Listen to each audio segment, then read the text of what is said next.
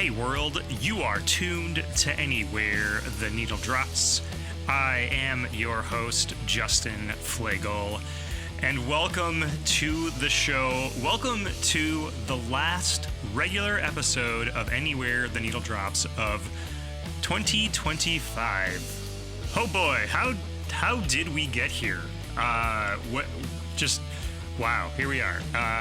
A year in the books. And what a year it was. I mean, this was the year of David Lowery.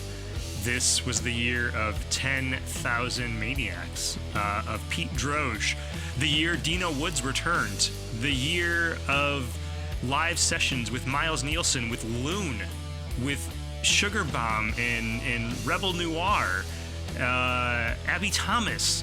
I mean, Robert Rolf Feddesen was here. We talked to greats of the Michigan music scene, greats of the national music scene, and of course, greats of the local music and culture scene. I mean, we talked to so many folks who are out there right now doing the thing in the Michigan music scene, just making the coolest things happen. Not just music, but culture. We talked to Stephanie, the author. I mean, we talked to Action Adam. I was looking through the folder, the 2025 folder. I mean, Sin, Gold Soul Rebel, 2025. Wow, what a year. So here we are. This is the final regular episode of the year.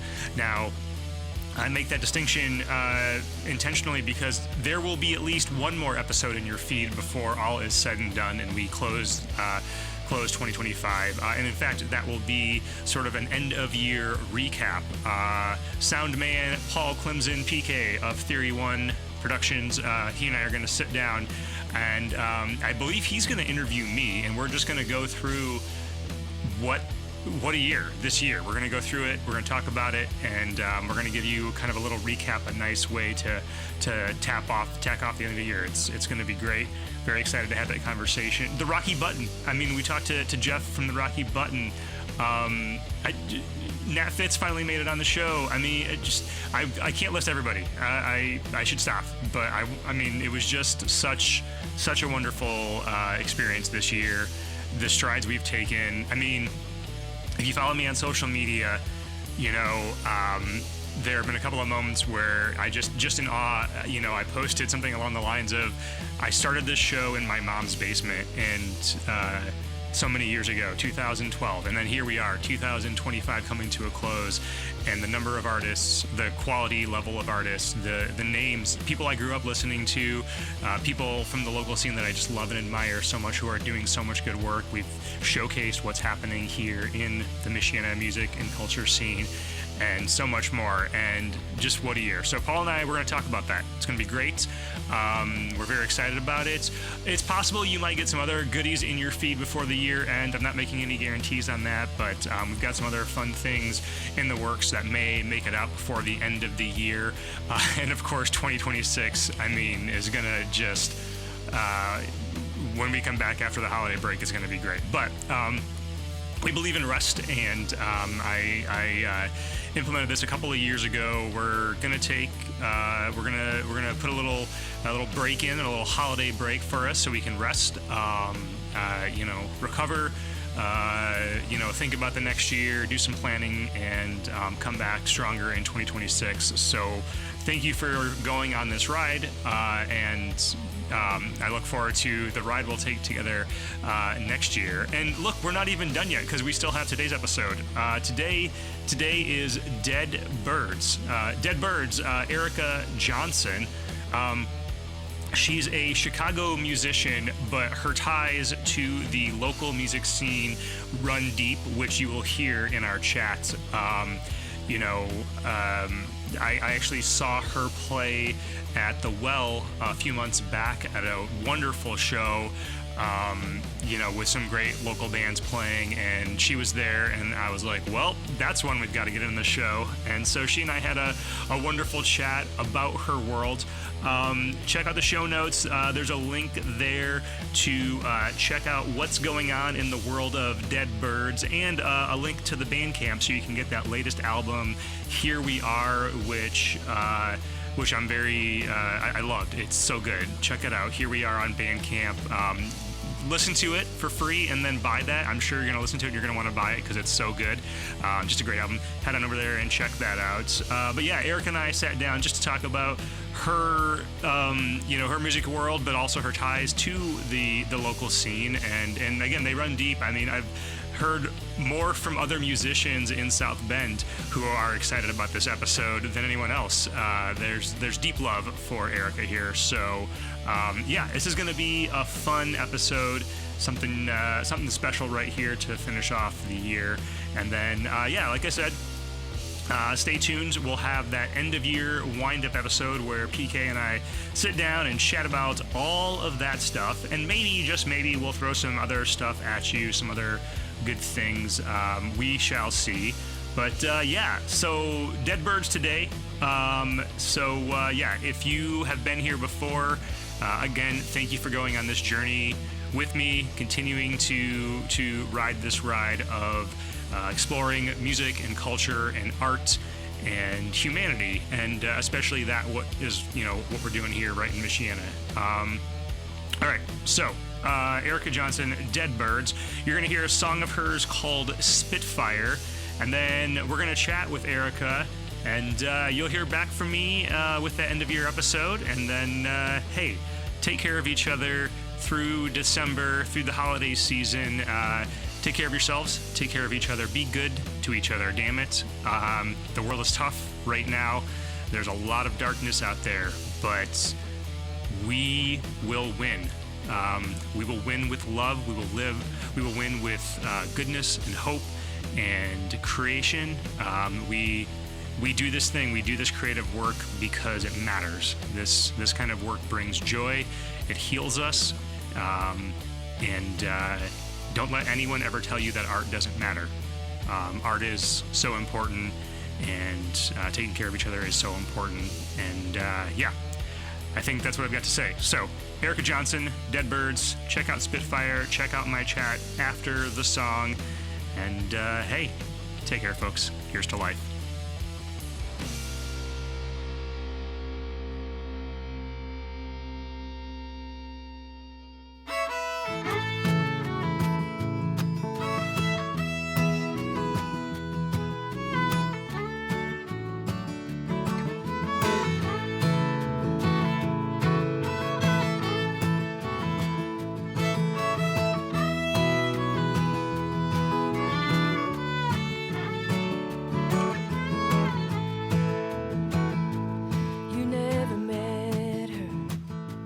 She never held you, you'll never try her. Mean apple pie, you never notice a mean or unkind word.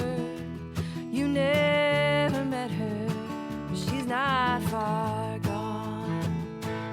You've got her long dark hair and a spitfire way of talking.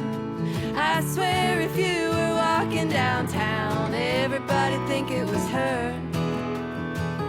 You got her crazy eyes, getting riled up together, looking in the mirror with her sunglasses on, singing at the top of her lungs.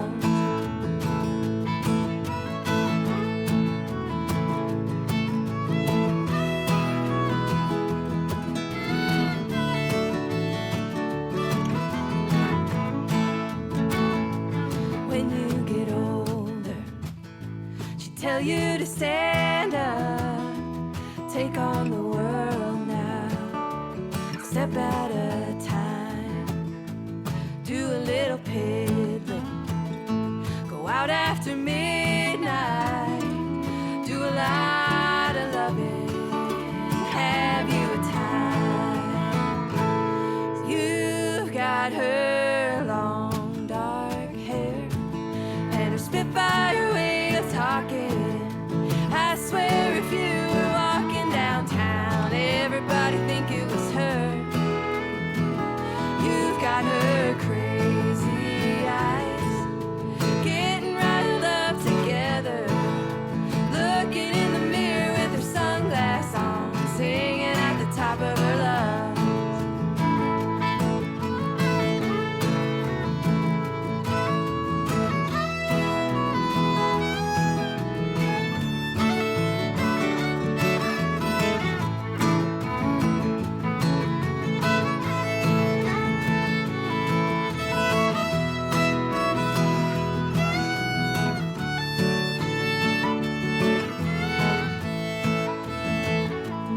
Her fighting spirit will ever be with you. Don't have to go searching, don't need another dime. So when you get tired, just pull up a chair now, tell another story, laugh it all off. You've got her long dark hair and a spitfire way of talking. I swear if you were walking downtown, everybody think it was her. You've got her crazy eyes, getting riled up together, looking in the mirror with her sunglasses on, singing at the top of her lungs. Well, she's drinking up a beer with her sunglasses on, singing at the top of her lungs.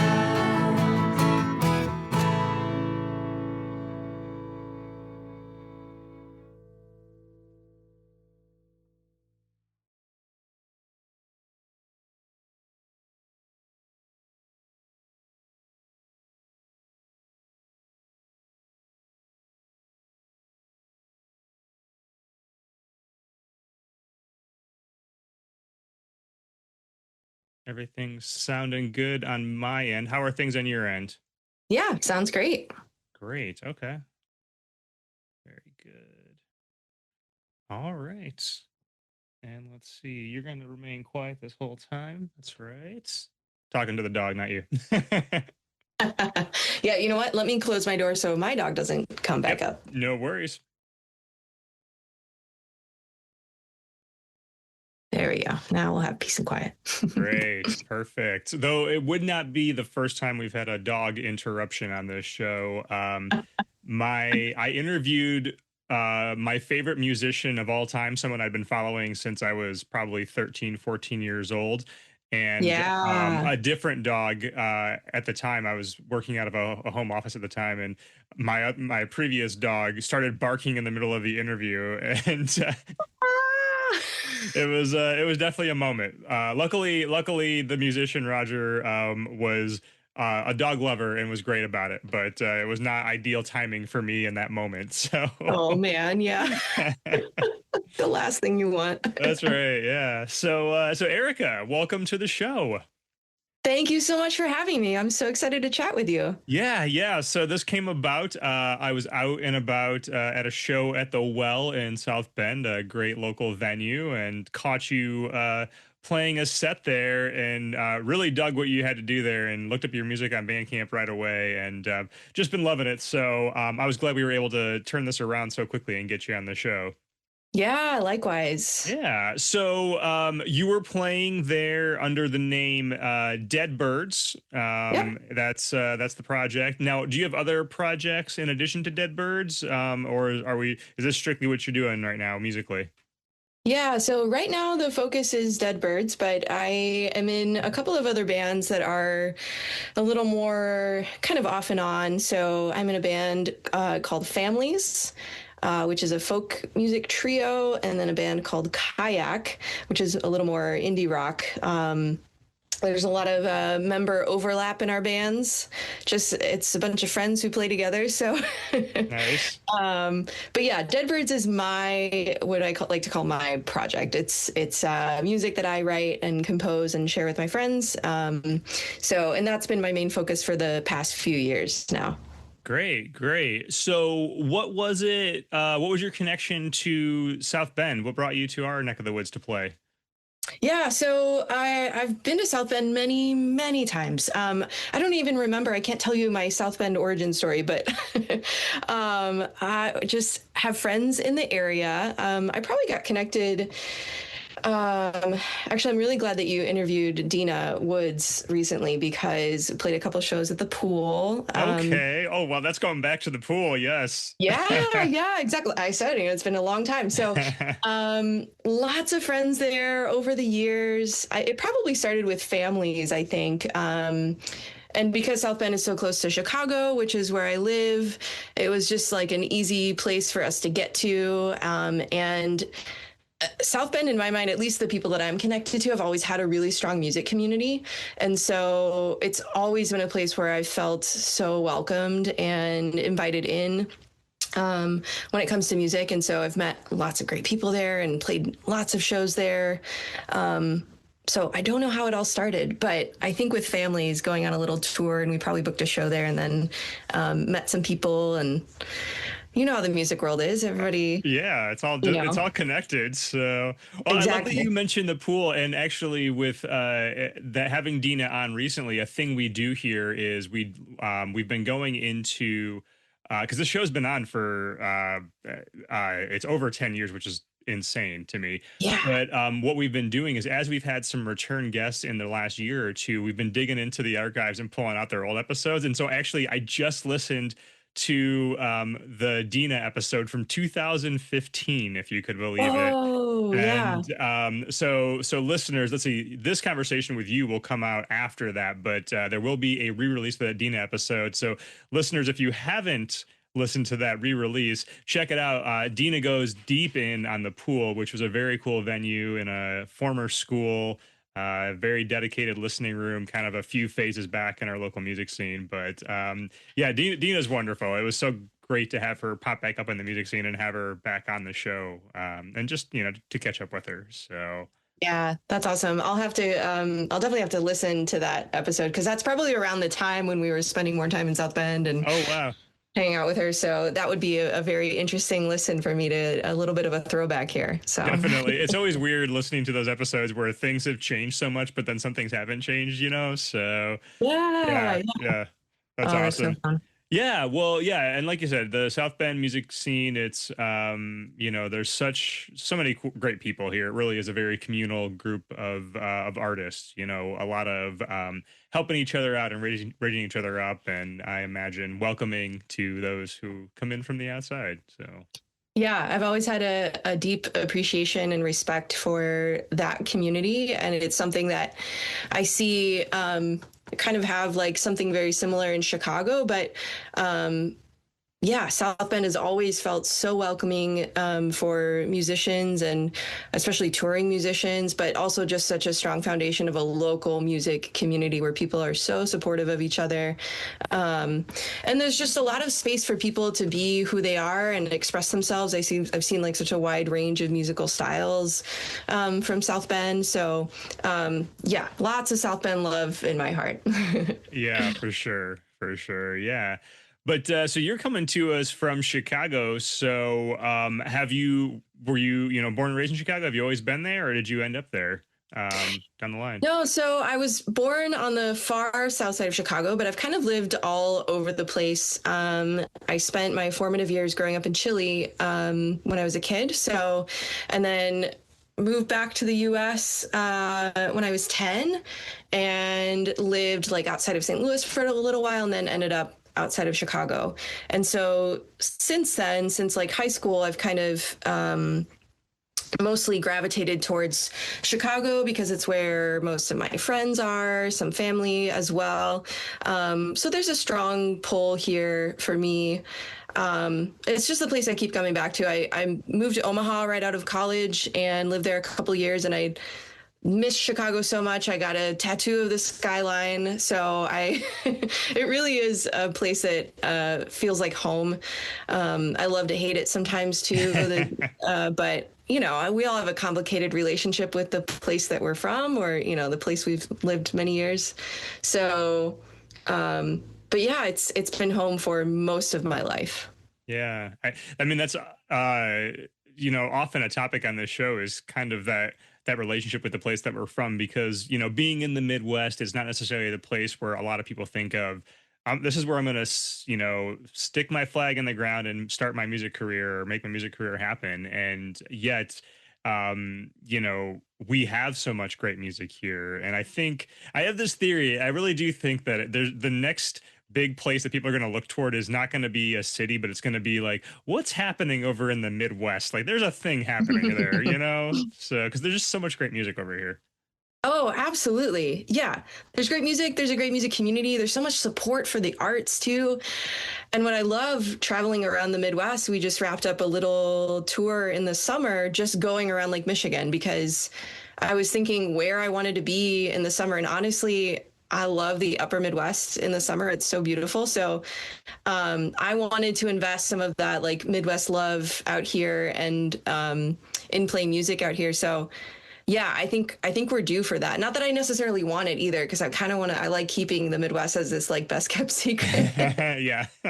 In some ways. But yeah, I love finding those kind of smaller communities of people who have such great passion for the arts and are so supportive, and who are just doing and making very interesting things. I think there's a lot of that in the Midwest that people don't always hear about. Yeah. Yeah. I think it speaks to something of the lifestyle that we live here. And I think that informs the art that we create. Mm. So Yeah. I took a look at I was looking at that map of that tour that you did. And did you get any lake time in? Were you able to get to any beaches or anything like that when you were out and about? A little bit, actually, more in Lake Superior. There was a little bit of Lake Michigan time, but went up to the UP and camped up there for a little bit. So got a little bit of Lake Michigan and a little bit of Lake Superior. So yeah, it was super nice to spend time outdoors by the lake. Oh, it's just gorgeous. It is. It is. It's the best. Yeah. So it sounds like maybe you've heard a couple episodes of the show. One thing we always like to do when it comes to a first time guest is go a little into the origin story. When was it that you found your way into music as a form of creation, as a form of expression? Yeah. I love that question, because music really is one of the biggest ways that I express myself and express my emotions, and kind of a way for me to give form to maybe some ideas and thoughts that I've been carrying with me. And music gives them kind of this space to express and exist. But I would say I've been a musician most of my life. My parents are musicians, and I picked up guitar and kind of started teaching myself when I was a kid, probably when I was around, 13 or 14. And so started playing around with folk music then. It wasn't really a form of self-expression back then. It was more just, this is a fun thing to do. This sounds really cool. I didn't know any other women guitar players either, so I thought it was being like very unique. And but yeah, it also was a way for me to connect with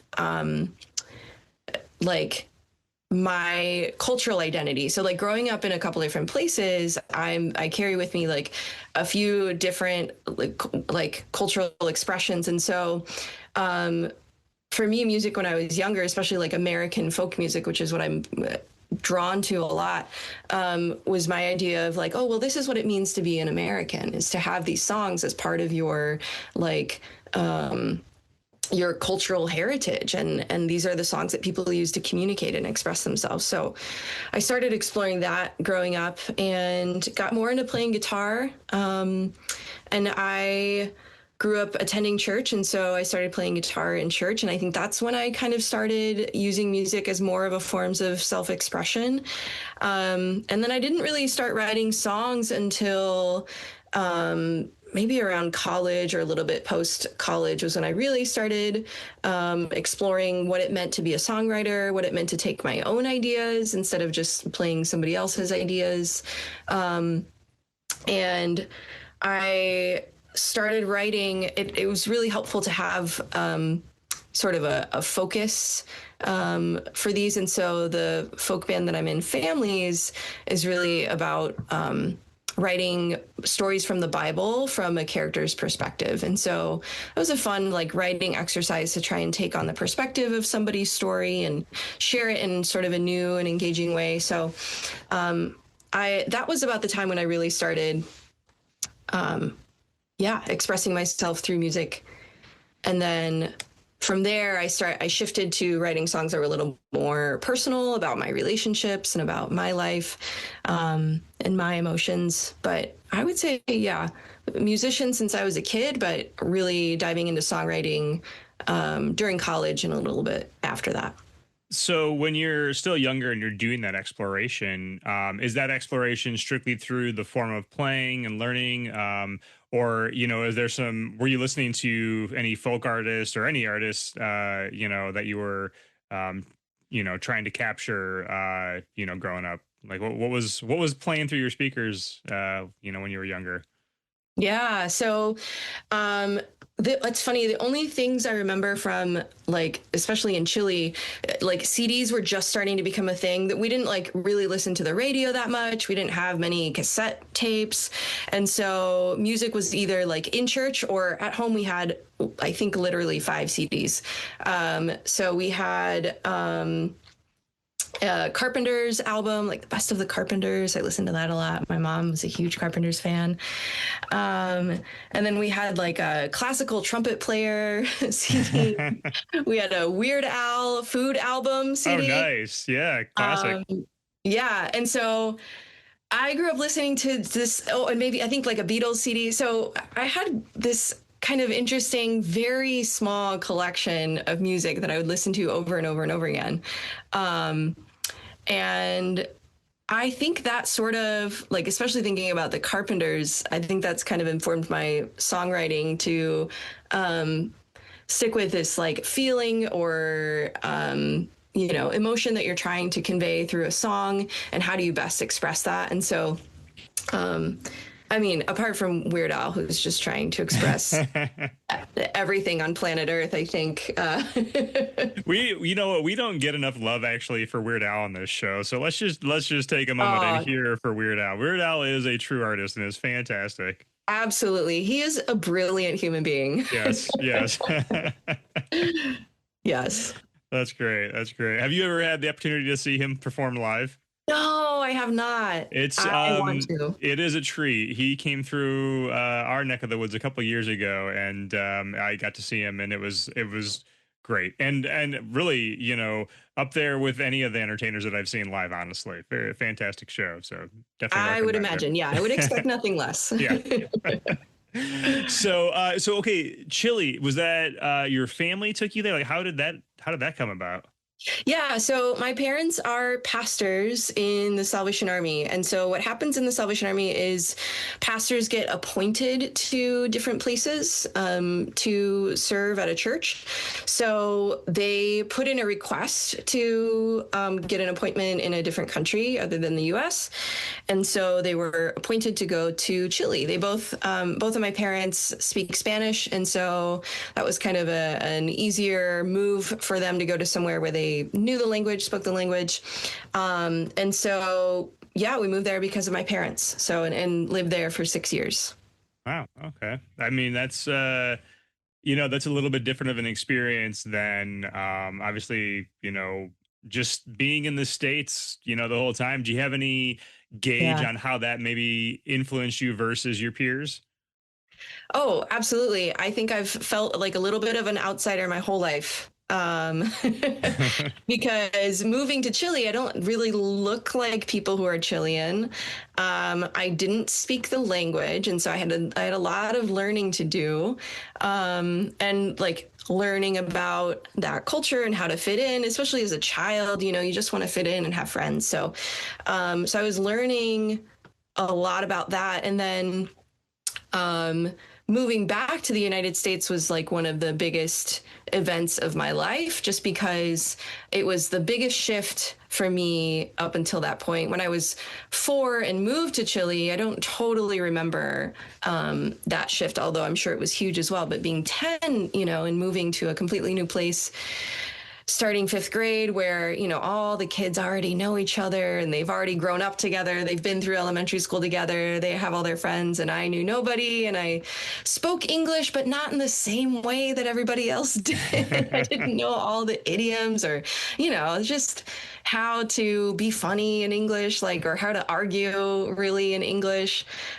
So I didn't know what was cool at the time. So I was totally an outsider, this weird kid who moved here from a different country. And and then experiencing, I don't know, going through middle school, and then I was homeschooled in high school, but especially public school, it stands out to me a lot. Just being somebody who's a little bit outside of the norm here. I do not have these same experiences. So I think it gave me, an ability to talk to just about anyone, to have a conversation with tons of different kinds of people, and to identify with people who feel a little bit on the outside. Yeah. I don't quite fit in here. I'm still learning, being a little bit uncomfortable. I've learned how to be okay with that. Yeah.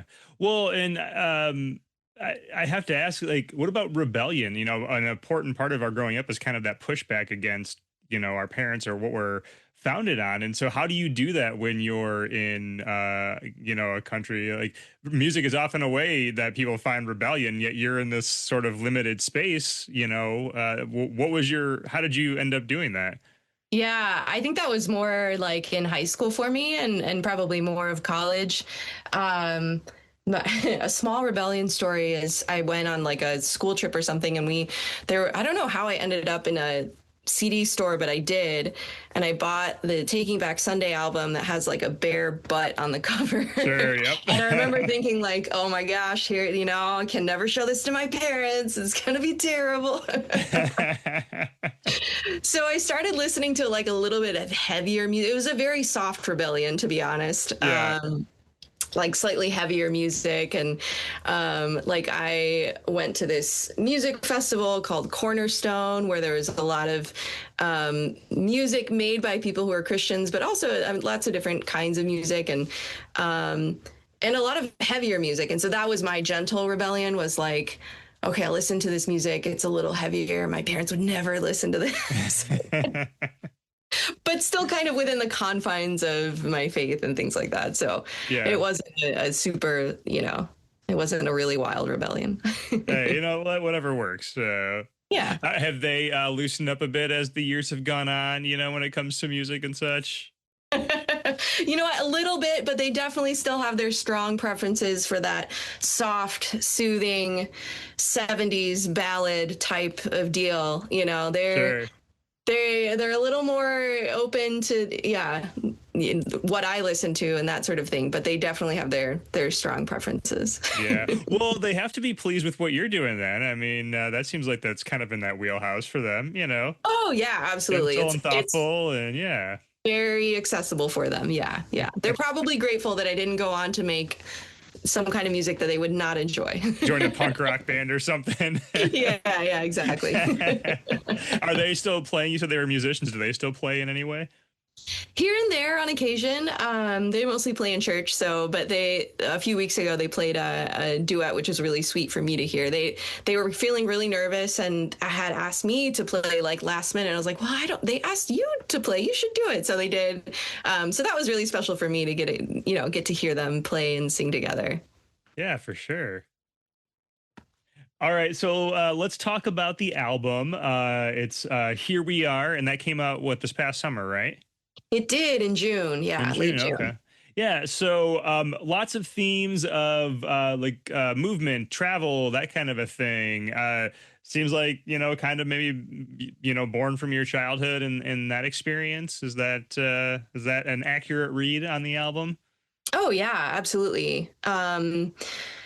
Change is a constant that I've learned to, I've learned to appreciate over time. I didn't always feel that way. I grew up with a lot of changes and a lot of movement in my life, a lot of moving houses and places and meeting new people and having new experiences. And so the idea that nothing ever stays the same is just one that is constantly floating around in my head. And yeah, the album expresses that a lot in themes of death, of new love, of friendships, of coming and going, of weaving yourself together with somebody else for a little while.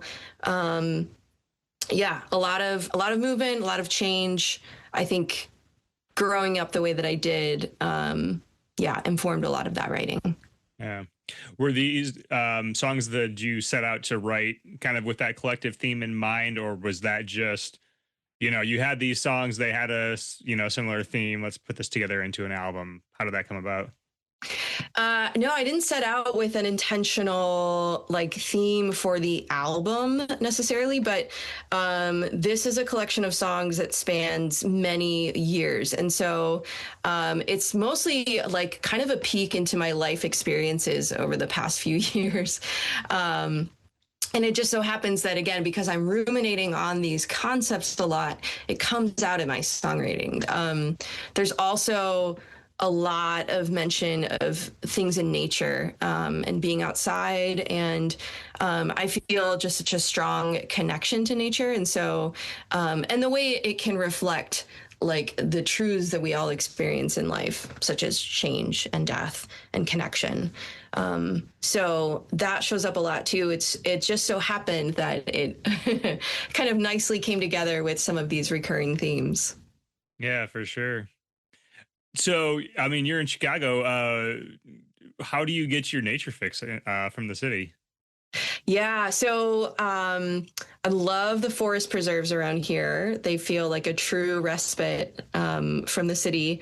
And so anytime I can go to one of those parks or forest preserves, especially the larger ones, and now I'm not living in the city, but I'm out in a suburb. And so it's a little easier to get to those larger spots of nature preserves. So those are a true gift, I think, here in Chicago and in the greater Chicagoland area. Is those forest preserves, man, they're gorgeous. And also, we're in the Midwest. We're close to, you drive an hour outside of the city and you can get to somewhere really beautiful and far away from buildings. So For sure. And I don't think a lot of people maybe from outside the area realize, but yeah, Chicagoland, that surrounding area really does, you get into the suburbs, especially, there are a lot of big chunks of nature that are set aside for you to go and enjoy. It's out there. So yeah. Yeah. I feel really lucky to have that around us. There's my favorite patch of woods around here is just 10 minutes from my house. And I love going there and just seeing how it changes through the seasons. You can really feel like you're immersed in the trees. And so it's just such a beautiful spot. I'm so grateful that whoever was doing that city planning was thinking straight. Yeah, for sure. Cheers to them, for sure. Yes.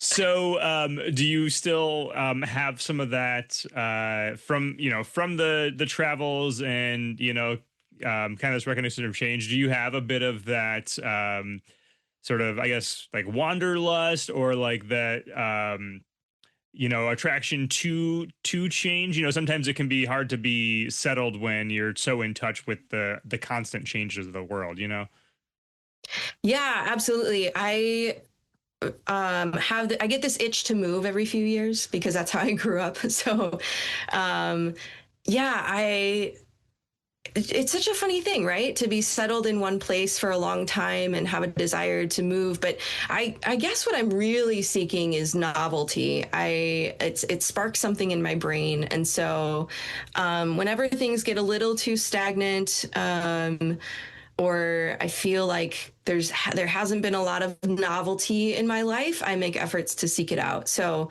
and sometimes that's by just doing something that I've done many, many times, such as go for a walk in the woods, but it's trying out a different path, you know? So there's ways to find novelty when you're still living in the same place. The house that I'm living in now is the place that I've lived the longest, my entire life. And that's 6 years. So I have never lived in a place longer than 5 years. So up until now. So yeah, I think it's just because it's such a common theme in my life. I do get itchy for some change, but I guess I would call it more novelty, new experiences, meeting new people, hearing their stories, trying new things. I just love novelty.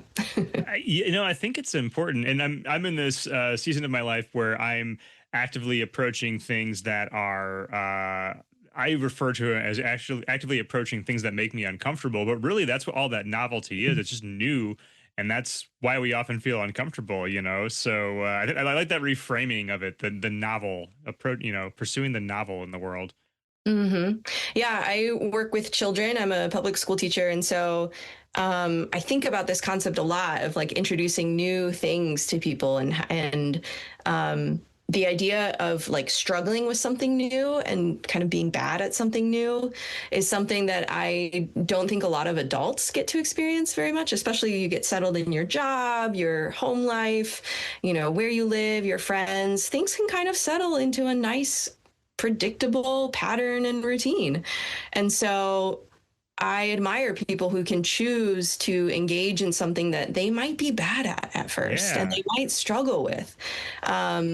For that experience, to have that feeling of, oh, this is new, it's hard, I'm learning something, and I'm growing.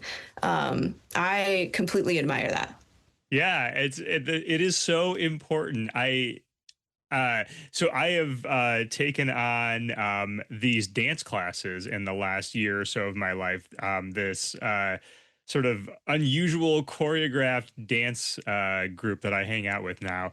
Never something I or anyone around me probably would have expected me to step into. And I'm not that great at it, but it is a thrill every single week walking in there and facing that challenge. And I do think you're right. As we grow into adulthood, we get settled into these moments and we almost feel like we're supposed to avoid anything that makes us uncomfortable or challenged or that we're not good at, I mean, that conversation with Dina, I mean, we talked about just that joy of doing something for the sake of doing it, whether or not you're any good at it, I mean, that's important. Yeah, absolutely. Yeah. And to get that feeling and that experience of, oh, that was kind of hard and I still did it. Yeah. Yep.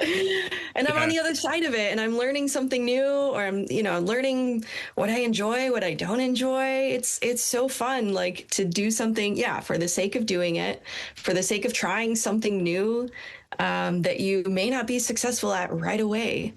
I get so much joy out of that. I also similarly, like I started rock climbing a couple of years ago and was very bad at it at first. And it was only through the struggle and through consistency of showing up and trying again and again that you start to learn and you start to grow. And now looking back, it's so much fun to me to see how I've learned and how I'm growing. And then also to experience the depth of knowledge that comes with a couple of years of practice. Sure. I think there's joy in both. Yeah, very much so. And you know what? There's something, even if you never become magnificent at a thing, if it brings you joy or just the experience of trying it, I think there is so much value in that. Yeah, absolutely. I'm trying to tell kids all day, every day, just try it. It might not be your favorite thing, but then at least you'll know. Well, you're doing great work because it is so hard to unlearn that as an adult. And I think if you boil it down, the number one struggle that I see people around me going through is pretty much that. If we were all just a little more open to that, being uncomfortable or being, in a situation where we're not necessarily aware of how things work or good at it, and just being open to figuring it out, Yeah, being open to feeling that little bit of fear and being a little uncomfortable. Yeah, I think we would all benefit from that a little bit more. I totally agree. For sure. So, rock climbing. Do you rock climb in a gym, or do you go out places on actual cliff faces, or what's that look like for you? Yeah, I've only been rock climbing in gyms so far, but I would love to get outside. There's some spots in Wisconsin that I want to go to, but for now, also a lot of Midwest love, but there's not a lot of good rock climbing. Yes, yes, At least super close to Chicago. But yeah. yeah, so it's just a gym for now, but it's super fun and I love it. I have done my limited rock climbing experience. I've done some climbing in Devil's Lake, which is not far from you, Yeah, up in that's where I'm Wisconsin. gonna go. Yeah. Yeah, so that's definitely a good place worth checking out there. And yeah, it really is a fun experience. Very challenging, very challenging. Yeah. Lots of problem solving in that. So Exactly. What I yeah, love is as much as it's a physical challenge as it is a mental challenge. yeah, So like yep. solving puzzles on both sides there. Yep, indeed. Those are the best. Those are the best. Yeah. Yeah. So okay, so you've got Dead Birds, and then you've mentioned these other two projects that you're a part of. Do you are you an artist in any other way, either in things that you release or just things that you do for your own experience? Not as much. My main my favorite form of art is music. And so that's mostly what I'm engaging with these days. So I've actually, speaking of trying new things, I just recently have been having this sort of desire to try some visual art. So I might be dabbling in that a little bit. But yeah, music has just captivated me and I can't get away from it. And so that's really what I keep coming back to anytime I like want to process something or I'm bored or like I keep coming back to picking up my guitar. I like it's a habit I can't quit. Not that I want to either, but Sure, yeah. it just has this magnetic draw on me and it yeah, it helps me process things and understand things and then just the joy of creating something and yeah, I don't know. There's something about it. I can't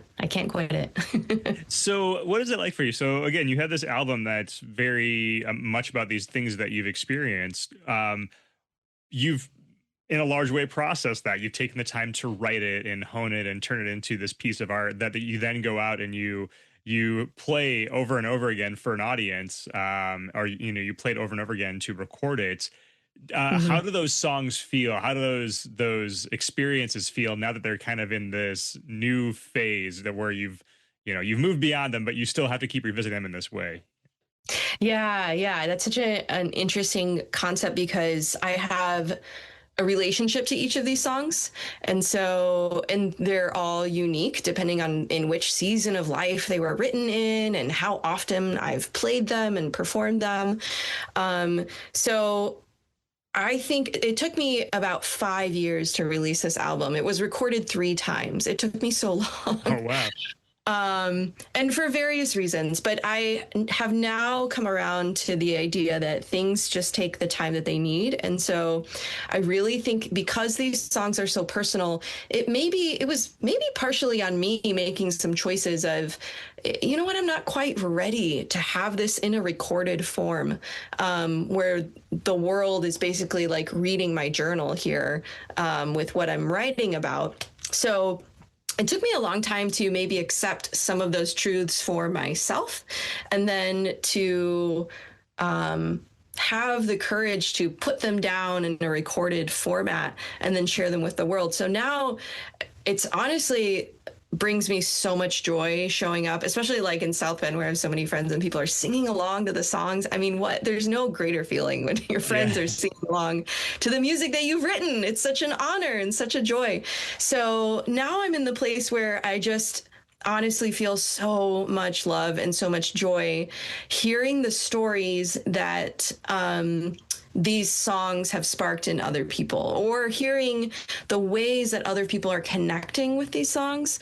That's so meaningful to me. And so it's almost like something these songs have been incubating them for a while and they've kind of served their purpose for me in a sense. I mean, I still definitely obviously come back to them and play them during shows. But now sort of serving a greater purpose too, in that other people will get to experience these and hopefully find some sort of meaningful connection with them.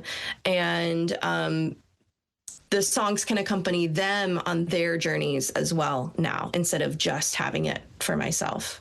Yeah. Yeah. Yeah. That is what art does. It's something, that helps us all experience, whether it's, you yourself as the artist or just the listener. I mean, I remember that show at the Well, the moment I've been in personally, just some of those songs just kind of taking me to a very in touch place, and realizing, like, oh, I'm not the only person feeling these feelings or going through these experiences, and that's the magic of art, right? Absolutely. No, that's one of my favorite things about art is I am not alone in this. Oh, wow. Some other human has experienced this feeling or thought this idea, and they're making these connections. And what's so unique about it too is like the very specific emotions I was feeling when I was writing these songs or trying to express in these songs, it might be like a reverberation in somebody else. It may not look exactly the same, but there's enough of a connection there that they can then listen to it, internalize it, realize they're not alone, but they also have their own unique spin on that sort of feeling or that sensation, or they might connect it to something else. And so I think that's the beauty of art, bringing people together in that, hey, I've got this song, I had this idea, I have this experience, someone listens to it, yeah, that reminds me of this, or that was my experience when this happened. And it's such a beautiful and powerful way, I think, of bringing people together. And that's another part of what I love about art and why I keep coming back to it, because it's such a great unifier for people and connector. Indeed. Yeah. Just even, those rooms when a show happens. I mean, I walked into that room for your show, and just the camaraderie of the local scene, like knowing all the people there, whether they were in the bands or just there to see the show. I mean, we hardly could get down the stairs to the actual show because we kept getting stopped by people we knew, so there's just such a wonderful community. Yeah, and that show in particular was so electric. Like the feeling in that room was incredible. Yeah, just the love and the sense of community, man, that was amazing. And what a lineup too. I mean, to have Jigalchi finishing the night, and I'm trying to even think, because there was so much good music that night that the friend I was with, she had no familiarity with the local music scene, and then that night 4 shows popped up at different locations that were full of amazing music. And I was like, I don't even know what to take you to. So we ended up after the Well show ended, almost as soon as Jigalchi got off the stage, we like hopped out the door into the van and drove to the next thing so we could catch another thing, Wow, that's amazing. Yes. Yeah, that was an amazing night. I think who else was there? Loon was there, and Loon, and then Fernando. So Yeah. Such a great lineup. Great lineup. Yeah. So yeah. So speaking of shows, you had the tour. Do you have anything more in store show wise for the year, or are we kind of calming things down a little bit for the cooler, quieter seasons? Yeah, we're slowing down a little bit here. I purposefully did not book anything after the tour to have some time to settle and just let these songs simmer a little bit. So I don't have any shows booked right now. I'm starting to think about like post December shows, some like midwinter, early next year shows, and getting out and playing a little bit more. But I do, I like to live seasonally. And so fall is kind of a winding down time. Winter, I like to be a little bit more still and a little more introverted. So I take the time to write and to just be with myself a little bit. But yeah, then, come late winter, early spring, we'll be back out there. That's when I start to get itchy for that novelty again, and seeing people again, and getting to connect again. So yeah, entering into a little bit of a time of rest. The album was also a lot more work than I anticipated. This is my first like full length album that I put out by myself. So, and I wanted to do it like the way that I wanted. I wanted to really honor these songs and take the time and do things the way I wanted to release them. So it was, yeah, having that be a little more work than I anticipated. I'm now in a really nice season of rest. Yeah. Yeah. Has there been, I mean, again, you're in a season of rest, but has there been any consideration as to what the next release might be? Or is it really just that's going to come when it comes? Yeah, I'm more in the camp of that comes when it comes. I have a couple of ideas floating around, but for now, yeah, it's more.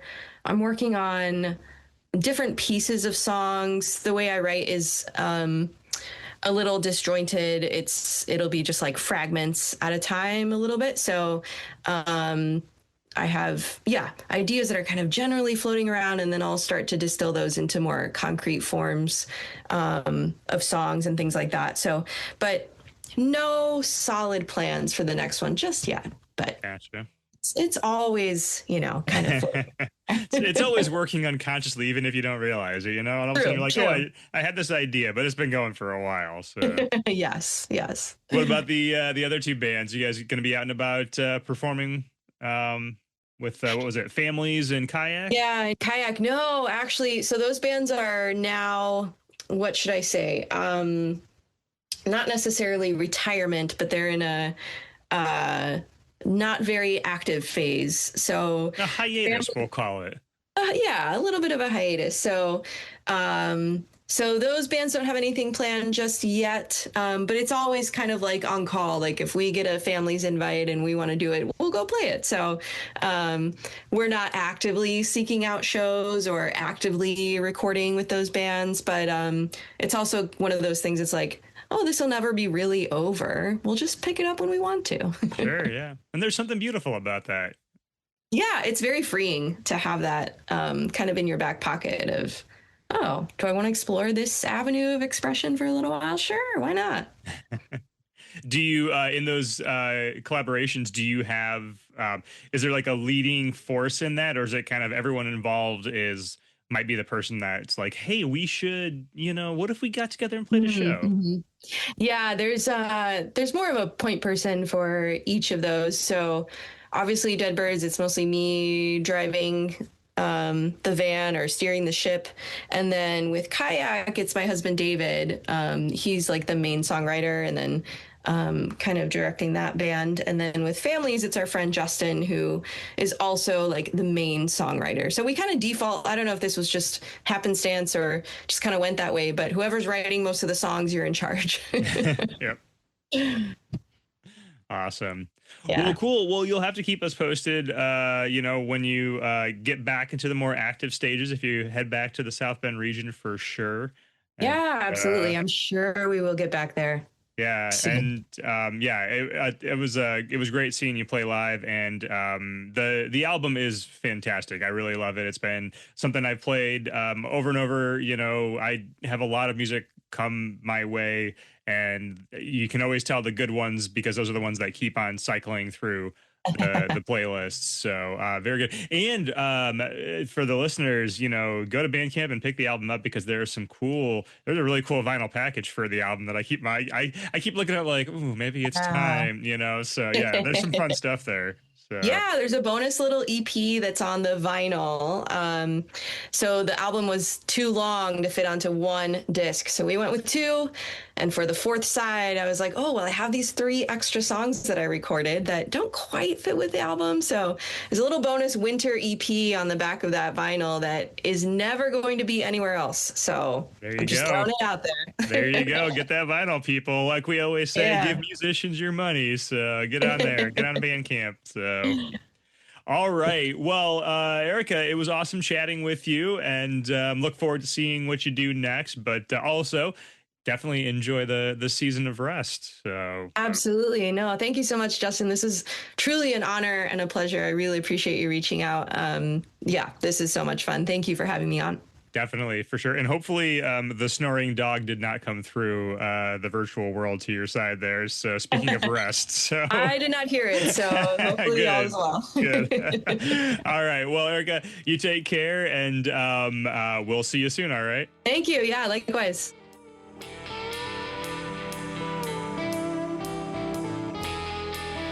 You've been listening to Anywhere the Needle Drops from Red Chuck Productions.